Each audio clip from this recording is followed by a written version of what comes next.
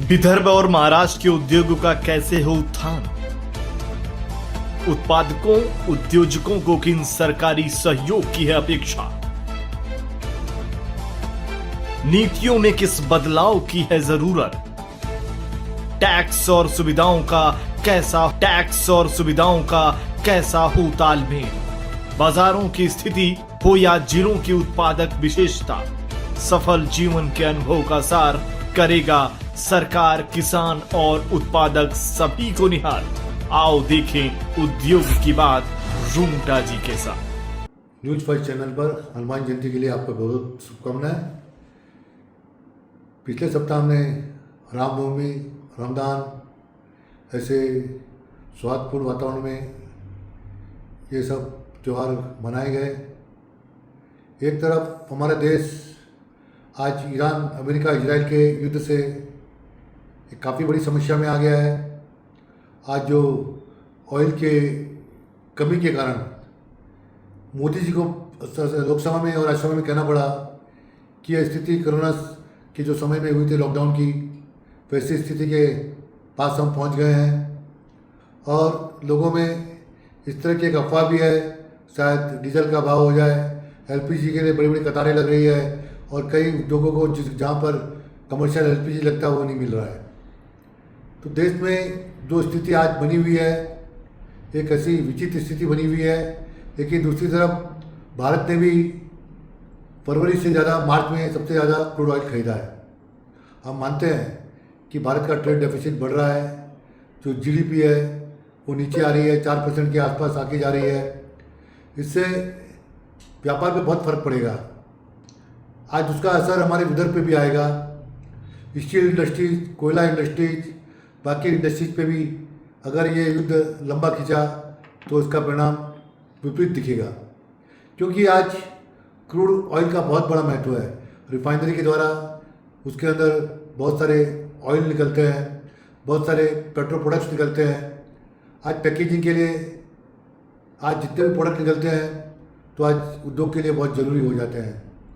जिस तरह हम सीमेंट बैग की बात करें, उसमें पीपी राफिया लगता है और सरकार ने अभी इस तरह के प्रोडक्ट बनाने पे पूरी पाबंदी कर दी है और उन्होंने सभी रिफाइनरी को आदेश दिया है कि एलपीजी की ही निर्मित की जाए, वो भी घरों तक पहुंचाने वाली एलपीजी दी जाए। कमर्शियल एलपीजी भी सरकार ने पाबंदियां लगाई हुई है। तो ऐसी एक समस्या सभी उद्योग का आ गई है। अब इसके कारण कई जो फैब्रिकेशन के उद्योग है, जिनके पास गैस नहीं है, वो बंद करने की स्थिति में आ गए हैं। कई जगह रेस्टोरेंट भी धीरे धीरे बंद होते जा रहे हैं, क्योंकि जो साधन उनको कमर्शियल गैस चाहिए वो पाबंदी के कारण मिल नहीं पा रही। तो ऐसी स्थिति में देश में जो ट्रेड हमारा हो रहा है, अंतर्गत भी और जो देश से बाहर भी है, उससे बहुत बड़ा फर्क आ रहा है। तो ऐसी स्थिति में निस्संदेह विदर्भ में जो उद्योग है उस पर काफ़ी जो है अच्छा प्रभाव नहीं पड़ेगा, उसका बुरा ही प्रभाव आने वाला है। आज महंगाई बढ़ रही है, कीमतें बढ़ रही है और जो प्रोडक्ट, जैसे हम पीपी राफिया की बात करें, वह युद्ध के पहले 90 रुपये से कम था। आज उसके कोई भाव नहीं है। 160 रुपये भी बोल रहे हैं, 180 भी बोल रहे हैं और बाज़ार में उपलब्धता भी बहुत कम हो गई है। आज कई सीमेंट प्लांट जो सीमेंट बैग के कारण बंद होने की स्थिति में आ गए हैं, जबकि यह मार्च और अप्रैल, मई, जून ये सीमेंट के उत्पादन का सबसे अच्छा महीना रहता है और इसमें निर्माण का कार्य भी बहुत चलता है। लेकिन ये स्थिति में उद्योगों पर काफ़ी, हमारे विदर्भ के काफ़ी प्रभाव पड़ा है और जो मुनाफा इस बार आने वाला था वह सीमेंट उद्योग को आ नहीं पाएगा। दूसरी हम बात करें विदर्भ के उद्योग, लॉयड मेटल, आज भी अगर उसके शेयरों को देखते हैं तो उसमें कोई ज़्यादा गिरावट नहीं आई। आज एक अच्छी मजबूती शेयर बाजार में ली हुई है, जबकि राघव चड्ढा जो हमारे एमपी है, उन्होंने कहा है कि 40 लाख करोड़ से शेयर बाजार निवेशकों को घाटा दे चुका है। वहीं पर कि हमारे विदर्भ के जो उद्योग हैं, सोलार इंडस्ट्रीज, उसमें भी ज़्यादा गिरावट नहीं आई है। अगर वही बजाज का भी देखें, बजाज स्टील भी, उसमें भी गिरावट थोड़ी सी आई है। फिक्स ट्रांसमिशन में भी गिरावट बहुत कम है। उसी तरह से हम अडानी की अंबुजा सीमेंट का भी देखें, वहाँ भी कोई विशेष गिरावट नहीं है। अल्ट्राटेक में भी कोई विशेष गिरावट नहीं है। यानी विदर्भ के उद्योग मजबूती के साथ आज भी शेयर बाजार में निवेशकों को धोखा नहीं दिए हैं। लेकिन गडकरी समूह का उद्योग सियान एग्रो में 40% से ज़्यादा गिरावट आई है। ये गिरावट किस तरह आई है, कुछ सर्विलेंस उस पर ज़्यादा बढ़ गया है, लेकिन उस बढ़ते हुए उद्योग को कम से कम अपने शेयर को संभालना चाहिए, क्योंकि रोज़ उस पर लोअर सर्किट लगते जा रहा है। उससे लोगों में एक निरुत्साह का वातावरण बन जाएगा। लोगों को लगेगा इथेनॉल प्रोजेक्ट जो इस तरह के आते हैं वो कहीं घाटे के सौदे न बन जाए। और गडकरी साहब का जो इथेनॉल पे सबसे ज़्यादा महत्वाकांक्षी रहता है कि ये देश की इकोनॉमी को बचा सकता है, तो ज़रूरी हो जाता है कि इस तरह के प्रोजेक्ट को बचाना और उसको आगे के लंबे रेस का घोड़ा बनाना बहुत ज़रूरी है।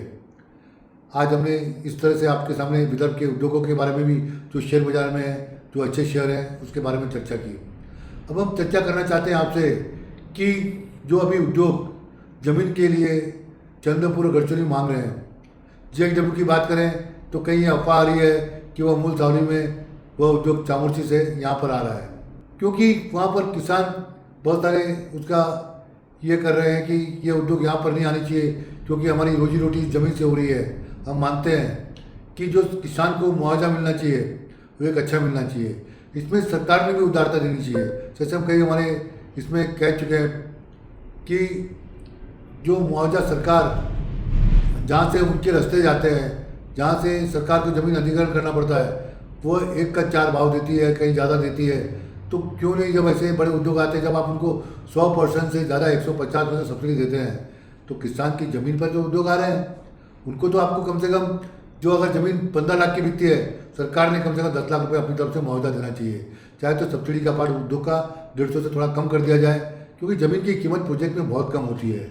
और अगर वह किसान, अगर ज़मीन की कीमत अच्छी मिलती है तो वह किसान दूसरी जगह ज़मीन लेकर निवेश कर अपनी जीवन साधन का जो उसको इनकम होनी चाहिए वो वहाँ पर एकत्रित कर सकता है।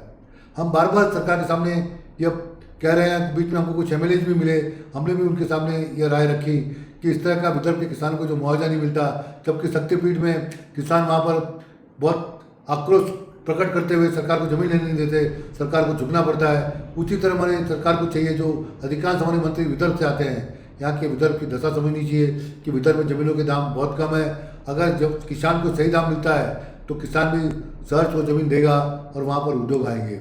आज उद्योग की जो विदर्भ में ज़रूरत हुई है और उद्योग अपने आप आ भी रहे हैं, तो सरकार ने एक कदम आगे बढ़ाकर उस जमीन अधिग्रहण में सहयोग देना चाहिए।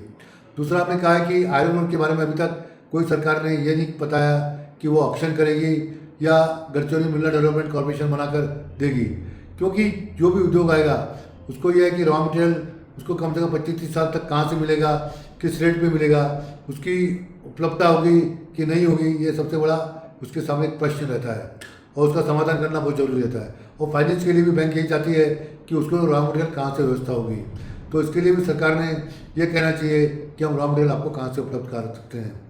जैसे हमने पहले भी कहा है कि पश्चिम महाराष्ट्र में ताकत कोऑपरेटिव सेक्टर है, वहाँ पर एग्रीकल्चर बेस है, हमारे पास यहाँ पर जो बेस है मिनरल बेस है। तो मिनरल बेस में कोऑपरेटिव सोसाइटी बनना चाहिए। हमारे यहाँ के जो सत्ता में या सत्ता के विरोध में जो हमारे MLAs हैं, उन्होंने कोऑपरेटिव सेक्टर लाना चाहिए। और कोऑपरेटिव सेक्टर, सीमेंट प्लांट आते हैं, स्टील प्लांट आते हैं और किसी तरह कई तरह की टेक्सटाइल मिलें आती हैं, तो उसका बहुत बड़ा विदर्भ को मिल सकता है। यहाँ के जितने भी उनके कार्यकर्ता है, जो फार्मर्स है, उनको कोऑपरेटिव सेक्टर से एक मजबूती मिल सकती है, उसमें वे भागीदार भी बन सकते हैं और कोऑपरेटिव सेक्टर में सरकार के द्वारा वे एक अच्छे इंडस्ट्रीज बनकर समाज के लिए एक बहुत अच्छा आदर्श दे सकते हैं। और पश्चिम महाराष्ट्र में वसंत दादा पाटिल, YB पाटिल और जितने भी लीडर हुए, सबने कोऑपरेटिव मूवमेंट को आगे बढ़ाकर वहाँ पर लीडरशिप भी की और वहाँ के लोगों को खुशहाल भी किया।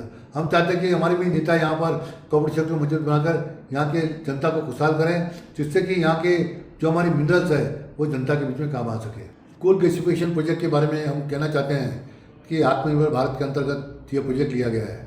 मुझे खुशी है कि अजंता फार्मा के चेयरमैन श्री मधुसूदन जी अग्रवाल और इसके न्यू इरा क्लीन टेक के मैनेजिंग डायरेक्टर भारत साहब दराड़े ने जो आज तक हमने इस प्रोजेक्ट के बारे में दिशा दी, जो उसको आगे लेकर गए, 10 सालों की मेहनत में एक उचित स्थान दिया गया। और हम चाहते हैं, सरकार से ये भी अपील करते हैं कि जिस तरह से यूरिया हम विदेशों से बहुत ऊंचे रेट पे मंगाते हैं, अगर यहाँ पे निर्मित यूरिया होती है, सरकार ने जितने भी कोल गैसिफिकेशन प्लांट है वहाँ पर जो यूरिया निर्मित होती है वह उनसे प्राथमिकता से लेना चाहिए और उसमें ये दे देना चाहिए कि सरकार खुद आकर ये यूरिया खरीदेगी, जिससे बहुत सारे कोल गैसिफिकेशन प्रोजेक्ट यहाँ पर आ सकते हैं। हमने सुधीर मुनगंटीवार जी जो पूर्व वित्त मंत्री रहे, उनके साथ विस्तृत चर्चा की, मंत्रालय में चर्चा हुई, उनसे कहा कि जो पॉलिसी आ रही है इंडस्ट्रियल पॉलिसी महाराष्ट्र की, वह चंद्रपुर के लिए सही नहीं है। उसमें एक्सपांशन में कहीं भी कोई महाराष्ट्र में स्थान नहीं दिया गया है, कोई इंसेंटिव नहीं दी गई है, जबकि यहाँ पर बेरोजगारी को दूर करने के लिए जो उद्योग अच्छे चलते हैं वो एक्सपांशन में जाते हैं, तो सरकार ने उनको पूरी तरह से सब्सिडी देना चाहिए, इंसेंटिव देना चाहिए, जिससे उनका मनोबल बढ़े, वो दूसरी जगह न जाए। और वहीं पर जो चंद्रपुर और गढ़चिरौली के कंपेयर में सब इंसेंटिव कम किए हैं, वो इंसेंटिव कम नहीं करनी चाहिए, क्योंकि माइक्रो स्मॉल इंडस्ट्रीज बहुत कम है। सुधीर जी ने इसके बारे में पूरी सहमति दी और इसके बारे में कहा कि मैं खुद यह प्रश्न संबंधित मंत्री और संबंधित सचिव के पास ले जाकर उसको पूर्ण तौर से न्याय कराऊंगा। और उन्होंने दूसरी तरफ विधानसभा में जो यहाँ पे जो बिजली दरें विदर्भ और मराठवाड़ा के साथ अन्याय हो रहा है, उसके बारे में कहा गया कि बहुत सारा पैसा जो यहाँ से हमने उसमें जो वित्त मंत्री थे उन्होंने विदर्भ के विकास के लिए यहाँ पे बिजली दर कम होना चाहिए उसके लिए दिया था। अब ये कुछ यहाँ पे कुछ जैसे परिवर्तन किए गए, जिससे विदर्भ के उद्योगों को धोखा हो रहा है। बहुत सारे जो विद्युत पर आधारित उद्योग है वो बंद हो रहे हैं और बंद हुए हैं। उनको बचाने के लिए सरकार ने यहाँ पे विदर्भ मराठवाड़ा में आने वाले उद्योगों को सब्सिडाइज रेट पर इलेक्ट्रिसिटी देनी चाहिए, जो पिछले टाइम दी गई थी, और जिससे कि हम छत्तीसगढ़ बाकी के राज्य से प्रतिस्पर्धा में टिक सकें। यहाँ की बिजली जिस तरह से महंगी हुई टिक नहीं पा रहे, तो उसके ऊपर आधे घंटे की चर्चा उन्होंने विधानसभा में की, बहुत एक सटीक चर्चा की और जो ज्वलंत प्रश्न विदर्भ का सामने रखा। और एक महत्वपूर्ण प्रश्न है कि जितने भी हमारे जिलाधिकारी हैं, जिस तरह से कोरोना में मीटिंग हुआ करती थी, आज जब मोदी जी कह रहे हैं कि वो स्थिति वैसी आ गई है, तो हर 15 दिन में जिलाधिकारी जिला उद्योग केंद्र के महावस्थापक के साथ बैठक होनी चाहिए, जिसमें हम जो समस्या हमारे सामने आ रही है वो हम बता सकें, किस तरह से उसका निराकरण कर सकते हैं, वरिष्ठतम अधिकारियों के साथ जाकर वो हम सुलझा सकें। आज बहुत सारे उद्योग अगर बंद होते हैं ट्रांसपोर्ट के कारण या गैस के मिलने के कारण या डीजल की शॉर्टेज के कारण, तो ये शासन की जवाबदारी होगी कि उन्होंने इसको नकारा है।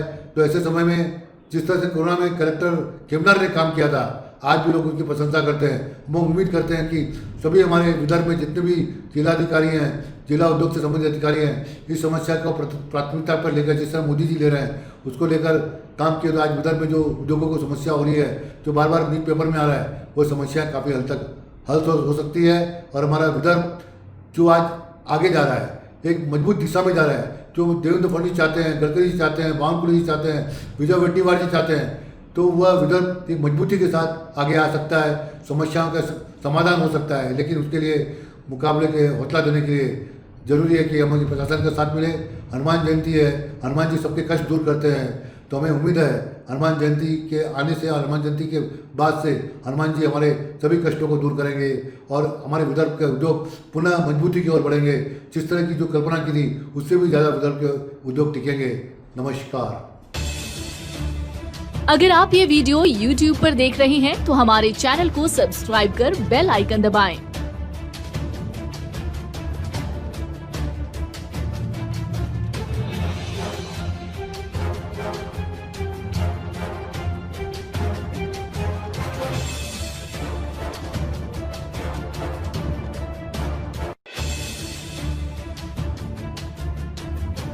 और Facebook पर देख रहे हैं तो हमारे पेज को लाइक करें।